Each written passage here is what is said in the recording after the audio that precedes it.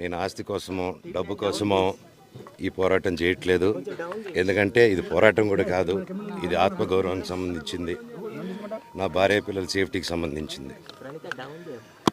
ఇది నాతో ఒక మగాడిగా నాతో డైరెక్ట్గా వచ్చి నాతో ఏం చేసినా పర్వాలేదు. నా భార్య పేరు ఇంక్లూడ్ చేయడం, నన్ను తొక్కేదానికి నా 7 నెలల పాపని ఇంక్లూడ్ చేయడం, నా బిడ్డల ఇంట్లో ఉండగానే అలా బిహేవ్ చేయడం కరెక్ట్ కాదు. ఈరోజు పోలీస్ దగ్గరికి నేను వెళ్ళి ప్రొటెక్షన్ అడిగాను. నేను మొన్న వచ్చి అడిగినప్పుడు మీకు అన్ని ఎవిడెన్స్లు ఇస్తాను. ఎస్ఐ గారు ఇక్కడి నుంచి వచ్చి నేను ఇస్తాను సార్ ప్రొటెక్షన్ చూపించాను. బౌన్సర్లు అందరూ అక్కడికి దాక్కున్నారని చూపించాను. అది కొంచెం చూసి ఓకే సార్ మీరు ధైర్యంగా ఉండండి, మేము ఎక్కడికి వెళ్ళట్లేదని చెప్పి మాట్లాడి పారిపోయారు. ఇప్పుడు కానిస్టేబుల్స్ వచ్చి అందరూ నా మనుషులందరినీ భయపించి ఇప్పుడు వాళ్ళ పేర్లు తీసుకొని బెదరగొట్టి మా మనుషులు పంపించేసి వేరే బాడీ గార్డ్ లోపల పంపించున్నారు సార్. ఏం జరిగిందండి అసలు? గొడవలు జరగదు కాదు సార్. ఫస్ట్ డిపార్ట్మెంట్ ఎందుకు వన్ సైడ్ తీసుకుంటున్నారు? కంప్లైంట్ తీసుకున్న తర్వాత వాళ్ళకి ఏ అధికారం ఉంది? నా ప్రొటెక్ట్ చేసే మనుషులు పంపించేదానికి అధికారం ఏముంది?